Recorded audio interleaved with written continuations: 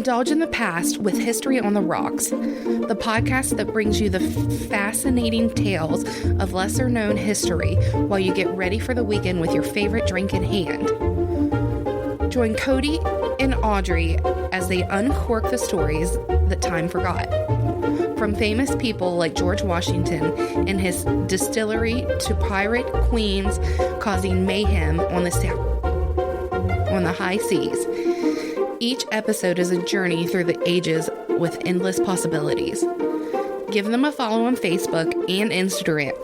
So grab a glass, relax, and join us every Thursday, History on the Rocks, where you'll learn about the past while sipping in the present. Subscribe now wherever you get your podcast. I'm JR. And I'm Stacey. And sometime in life, I go revert back to the 80s because things happened to me in the 80s. I guess I was born, so I look at that culture in a different light. Sometimes I feel it's like you're just a child on the inside and you want to go back to the 80s because life was much more simpler for you. Yes. And I'm not saying that in a rude way. And you get what I'm saying whenever I say that. And I hope nobody that's listening thinks that I'm being rude to him when I say that. He understands what I'm saying. And I think we had more fantasy. Right. Because we didn't have all the computer graphics and things to make things... Yeah. You had to imagine some of the shit. You could go to the movie theater without worrying about getting shot. Right. Yeah. And you could be amazed and amused, I guess. And it's weird that most of the movies I like are actually before I was born. Right. And you and I, in The Federal Agent, we had a dining experience, and then we all went back, and I don't want to say I forced the movie on you all, but I felt like I forced the movie on you all. You recommended the movie, and she agreed, and I'm just like, whatever. I'm just going to lay here because I'm still getting over my sickness. Right. And the decent food that was in her belly half the time. I really needed a snack during the movie. I did too. I told y'all, we went to Walmart. I said, what do you want to snack on? What do you want to snack on? I'm good. She's got water at her house. I was like, okay, whatever. That's not going to do you. And he just, are you ever going to listen? Next time I'm going to listen. Okay. Y'all heard that, right? It's on recording. He's going to listen next time. Okay. So this movie has a 1984 background, and with me in my mind, when things turn 40, 30, 35 and stuff, I get excited. 25, I don't care. 25, I've already lived past that. 30, I've lived past it. 35, I've been past it. So I'm getting towards 40, so I want things to be like 40. So this movie and all, it's a Warner Brothers movie. It has 3 movies, actually, that make it into one book, and the book is called The NeverEnding Story. Yes. I had no idea what to expect. I knew nothing about this movie going in. Of course, the talk of it, I guess it all started with JR thinking this is some type of cat. It's not a freaking cat. If you want to call it anything else, you can call it a dog mixed with a dragon, because it does look like a dog, but it flies like a dragon, and its technical term is a lucky dragon. You are not going to convince me otherwise. It has no cat-like features. I mean, it's fluffy. But so is a dog.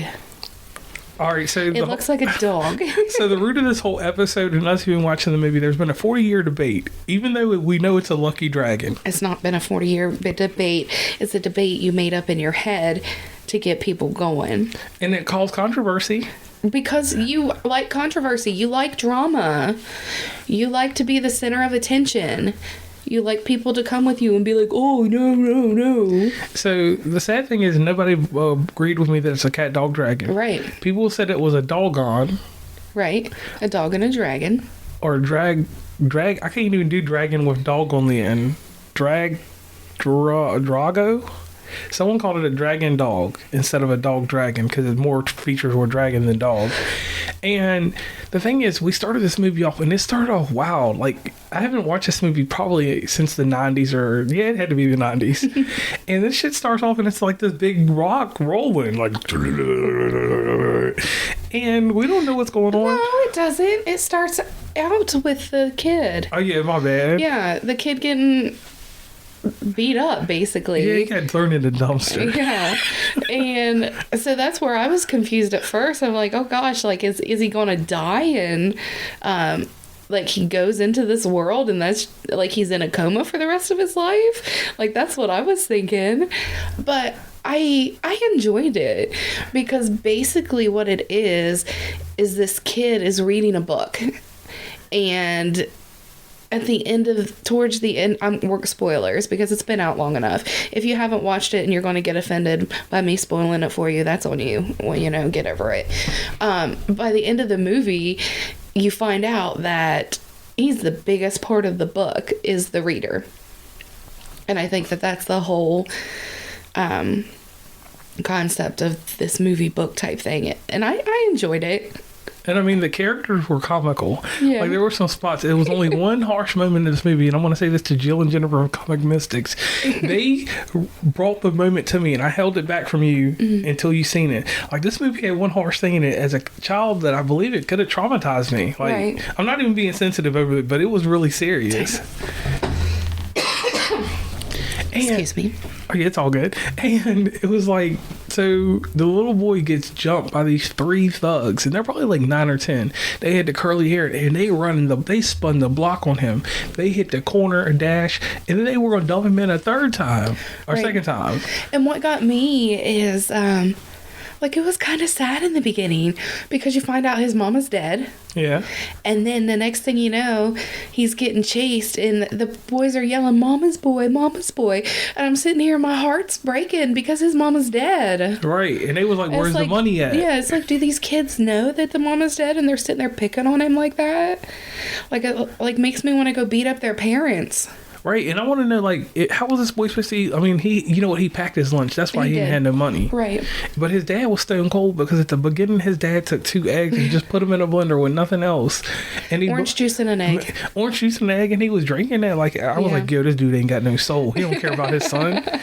And he told his son some offbeat stuff, and then we never seen a dad again. I was like, did you not give a shit where your kid was all day? Yeah, like, you send him to school, and next thing you know, there's this big old huge storm, and he's in the attic of the school, and like, you're reading by candlelight, and your candles are almost gone. That's how long this kid was gone.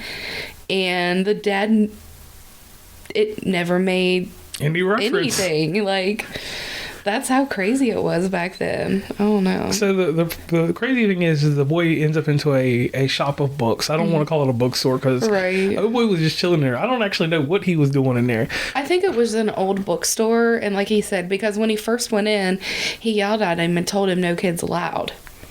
And once he saw that it was the boy, he's just like, I told you, no kids allowed. And he told him to go read a comic book and all this stuff. And then you find out that the kid's actually intelligent. 20,000 and he leagues. loves to read, and he loves to read the harder books. And I'm just like, yeah, you go, dude. You go, my dude. You show him. So the old dude gets a phone call. Yeah. And he says... After he tells the story about the book. Yeah, right, and he gives us some kind of spiel. And next thing you know, you hear... Ta-ta-ta-ta-ta-ta. Yeah. And then the kid wrote some note in... What, you said it was German? Yeah, something like that. Yeah, the kid wrote something on a piece of paper basically saying, I'll bring it back when I'm finished or something. And I'm just like, oh gosh. Here this kid is stealing a book because this old man convinced him he somehow needed to read it subliminally. Right, and old boy has the book in his chest. Instead of putting it in his book bag, because it would have fit in his book bag, he's running through the school with that shit, and then he gets to class. And when you look at the room, it just has one little clear opening. It looks like a prison cell. Yeah. Maybe that's why they were safe back then. Yeah, I mean, it was you could tell the door was... Right, nowadays you got glass everywhere. Yeah, so he just peered in. He's like, man, excuse my language, people, but he's like, man, fuck this. I ain't doing this today. He forgot about his math test, and he was already late. So he wasn't doing that shit. No. So he went up to the attic. And he knew where the key was, so we know that he's been to the attic before. Yeah. And he had his little cot laying out with the blanket. I think there was a blanket there and stuff. Yeah. It was crazy.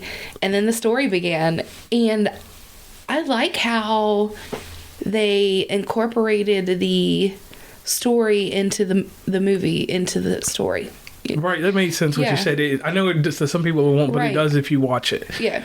And it was like, my rock dude, like I was telling in the very beginning, he just rolls through. You don't even know what's going on. You think he's about to kill these people. It just looks like... And so I thought he was rolling until we get a little further into the movie.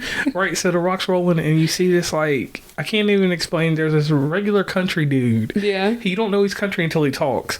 And then there's like this bat looking motherfucker. Right. He's dirty. Mm-hmm. He needed to get cleaned off. He did. And then there's his bat he flies on. And then there's this snail. The snail's chilling. Racing snail with the smoke coming out of his butt. Yeah. And we find that later on. Because the rock, he was like, we don't have time for no snail. He goes, he's a racing snail. Right, and the rock is comic relief because he's on some serious stuff. He's like, good, tasty, juicy rock. This is a good rock. Yeah, so we're laughing at that. And then you laugh at the comic relief of the bat and the snail. Yeah. And then when you hear the country dude's voice, his voice does not match what he looks like. It reminded me of Willy Wonka. Yeah, or like Wizard of Oz. The snail. No. Of the snail? It didn't remind me of the Wizard of Oz. It reminded me of Willy Wonka. Okay, yeah, and with the suit, the top hat, and everything, right? Yeah. So basically, he was like a country Willy Wonka. Yeah. And then the story goes a little bit further, and they're traveling there. And the next thing you know, you see the rock on a tricycle, basically. Yeah. And, like, I'm just like, no. Right. And at first I thought it was a big wheel because we had big wheels back in the day, but it was a tricycle. It was a tricycle. You're right. I don't know. And he's riding that shit, tearing up the ground, not giving a crap. Like, right. Shh. Well, they're the nothing is coming. So that's what they're doing, is why they're all kind of tied together. It is called the nothing, and it's coming and it's destroying everything. The land of Fantasia. And so that's what they're doing. They're trying to get to basically the queen. I don't remember what she was called. I'm sorry. Empress. The Empress. And basically save Fantasia. And then this dude pops up and it looks like he's got a giant pimple on his head. Yeah. And his voice is majestic like this. And he's always talking like this. Yeah. He's like, we can't save the world unless homeboy comes and I forgot. What's his name? Atreyu. Atreyu comes and saves us. Atreyu, the warrior from the purple, killing purple buffaloes. Hunting purple buffalo. Hunting purple buffaloes. And he just sounded just like that. Yep. And then... Sorry, guys. He got all mad because Atreyu was so young. He was like 14. Maybe 12. Yeah, I don't know. Could have been 10 for real. He could have been. Like, the first boy was 10, so it's kind of similar, or it would make sense to be a similar age. I'm gonna say he was 12 because he had heart. Yeah, he went hard in the paint. So he traveled the land. He didn't know where he was going. He just had the medallion on and stuff. Right, and they wouldn't give him anything, and that's what they said. The only rules is you can't have help, or nobody can help you, guide you, or tell you what to do, and you can't take any weapons. And I'm just like, damn. Right. And the next thing you know, you just see him roaming the countryside with his horse. And then in between this, a little subplot, this black wolf. They start talking about this black wolf. That's smelling him and chasing him. And you see these green eyes at first. And when the movie gets remade, I hope they do that wolf in a good manner. I want him to look like one of the wolves from Twilight. Yeah. But the one on this one, he was it was an animatronic. It was a puppet.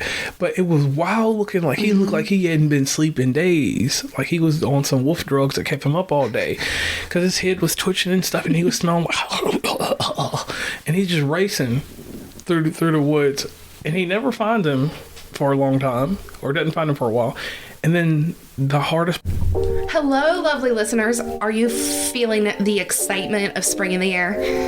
Along with the blossoming flowers and warmer weather comes the inevitable task of spring cleaning, and for some, the adventure of moving.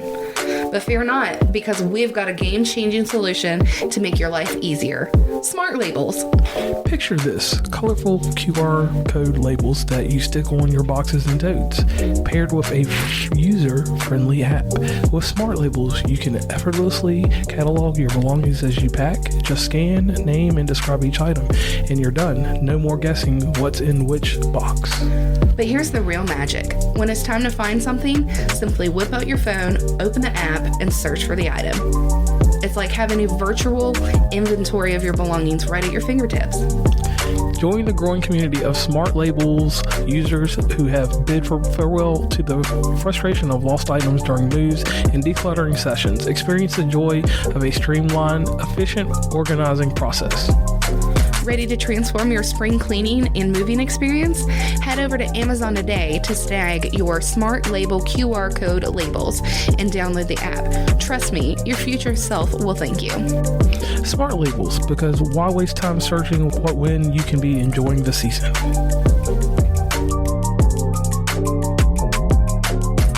Part of this movie happens. A freaking horse died. I was so mad. They're in the swamp of sorrows or sadness, and the horse just all of a sudden just gave up. He's like, yeah. And then the next thing we see is a few bubbles, and he gone. And Atreyu took that crap hard for about 5 minutes and then started going through the snow. He made it through the swamps of sadness. Well, after his, no. After the horse died, he found out he was at the swamps of sorrow or sadness with the turtle guy and Morla. Remember? Yeah. And then because that was right after the horse and before the monster and before the dragon. So basically the tortoise was disrespectful. Tortoise, whatever you want to call him, finally gave him the story. And next thing you know, he gets saved by the Luck Dragon. Right. Now, this turtle, I want to just say a few things before we go far. The turtle was very sarcastic. Or just... But I feel like that was the whole point of the book and the movie. I think that was the comedy within the movie. Right, and it was funny. Yeah, it was. The turtle was allergic to young. So he kept sneezing him off of the tree. So there was some comedy in there. I mean, like I said, I enjoyed it. Could it have been made better? Probably. But would I change it? Probably not. Right. Yeah. It just had a good flow to it. Are they going to ruin it if they remake it? Probably. Oh, yeah, they're going to tear it up. Because the way that the graphics and everything were done, it just fit for that time. And the Luck Dragon saves him. And the Luck Dragon's doing all this crazy shit in the air. Like, woo, the wind's blowing and stuff. Yeah. And shout out to the Luck Dragon, because that's the real reason that this all got started. And what's the Luck Dragon's name? Falkor. Yeah, Falkor. Falkor was all wise and stuff, and he was trying to calm the boy down. And we had a little issue on how the boy was clean, but it was clarified how he was clean. I would say that the gnomes helped clean him up or something. And this wise gnome lady... Or it's just part of the movie. We'll never know why. Yeah. The wise gnome lady, she was cool. And her husband, looking like the next door neighbor... he was a scientist. He was an astrologer, and he was telling them about the things, and they watched some kind of night dude just try to go through the little 2 gold things. And I will say this, if you do have children, be careful, because there's certain references to these statutes that wouldn't pass today's standards. Right, because y'all are easily offended. So just be careful there. And homeboy got zapped. He got cooked, fried like a piece of chicken that no one cared about. Right. And our hero... gets through that, and then we get towards the end of the movie. Yeah, barely. So we're starting to get towards the end of the movie, and that's when Black Wolf finally comes out. Right. He kind of makes it almost to the end, and everything's getting destroyed, and the bat guy's already dead, and the snail dude's already dead, and the rock guy's about to commit suicide, and because he's already given up because all of his friends are gone. And then we find Atreyu's story is kind of ingrained on the relics. Is that what I want to use? Yeah, on the walls and everything. Yeah. So it kind of tells that story, and it ends with a picture of the monster, the wolf dog thingy. And when he turns around, there he is. And I'm just like, ooh. Now, this wolf dog, this is what was hysterical for me and funny. Yeah. He gives a whole freaking monologue about all this shit that's going on. And he's like, the animatronics are moving around. He's going all crazy. Yeah. And then tell him about the action that happens. I mean, there was really no action. It was kind of crazy. He was kind of talking in Is it a third person Yeah, point of third view? person, yeah. Or did he not know that that was who that was? He didn't know who Atreyu was. Okay. So he talked like he was going to destroy this kid named Atreyu. And I don't know, like I said, I've never read the book, so I can't answer this question. I don't know if he was just telling his end of the story because he knew he was going to die soon, or if he was talking to this kid like he didn't know who he was. And it seemed kind of weird for him not to know who he was because he had been hunting him the whole time and he knew what he smelled like. So I felt like it was kind of like, let me pretend I don't know who you are so that way you know that it's been me hunting you the whole time type of thing. Does that make any sense? Right. And well, finally he stood up and he's just like, I'm Atreyu, come and get me, basically. And the dog jumps. Atreyu has a thing and he stabs him in the chest and it's over. And the sad thing is the dog wasn't all the way dead, or wolf dog wasn't all the way dead because his paw, I seen, and then he was twitching. It was just a nerve. He was like, you know, when people die, they still have those nerve endings in them, so they're kind of twitching. So same thing with animals. And Atreyu got a cut on his chest. Yeah. So he was out there doing it big. So right. I didn't know that he had got hurt by the animal, which I'm glad he did because it made it realistic. Right. And then basically everything blows up, and the luck dragon saves him again. And they're in outer space now. Yeah. And then they fly to the whatever it's called, like the tower. And they meet the Empress. And she's young. Yeah. And she is young. Like 8 years old. I'd say she's probably about 10. Yeah. I'd say that's what the age of the kids are, 10 to 12. And I was like, damn. I didn't want her, but I thought she would have been I old. thought she was going to be older, yeah. Like 20 or something. Yeah. And it just basically is like the kid reading this book has to save you. And then the storm happens all crazy. Yeah. And then things get crazy and the kid starts freaking out in the book, or that's reading the book, and it kind of combines everything. And I like the way that it happened because everything made sense. Right. Like it didn't make sense that the daddy didn't know what's going on. But besides that, everything else just made sense. It tied together. There was a storyline. It gave me enough background that I needed to know about the little boy. I didn't need to know any type of background within the story. It gave me just enough to stay entertained, to keep me focused on it, to want to finish the movie, and all of that stuff. So right there, that's what I call, and I'm not going to say this is a great movie, I'm just going to call it a complete movie. Yeah. Character development, story arc. It had an up, down, rise, and fall action. And then when you got to the end of it, you had a decision to make. Right. Yep. And it ended well. It left it till, yes, there is plenty of room to tie in the remainder of the book with the other two movies. But it left enough, or it didn't leave so much as to we have to watch those other movies. Right, because I might not watch them. Because, to me, it was a masterpiece. It was perfect storytelling.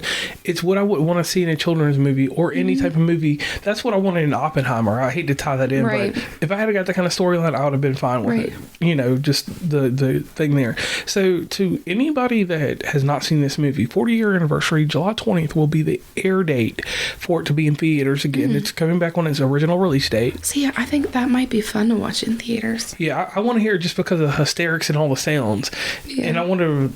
Yeah. So let's do that part. I definitely would watch it again. Yes. I enjoyed it.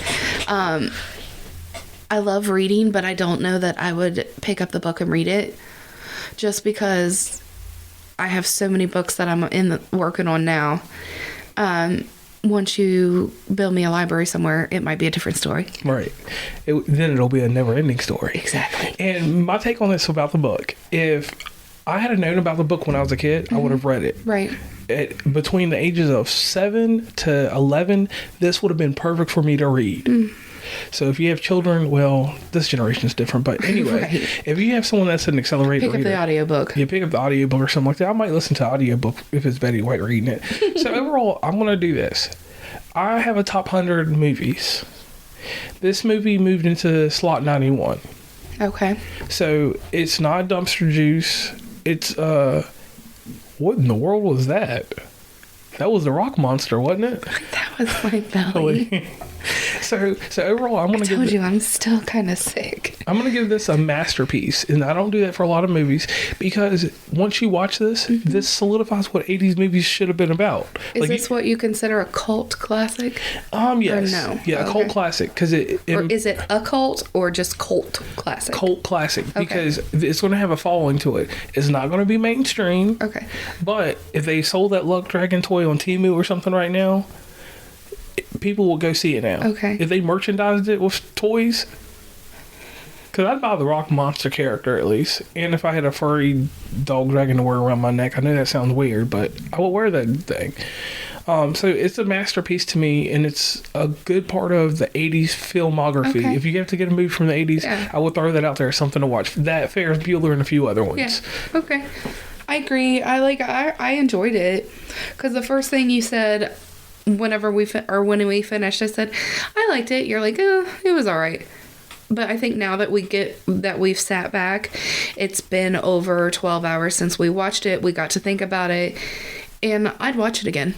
Yeah, I could see watching again. And that might be one that I might pay a theater ticket and go watch it in theaters. Okay. So on that note, I'm JR. And I'm Stacey.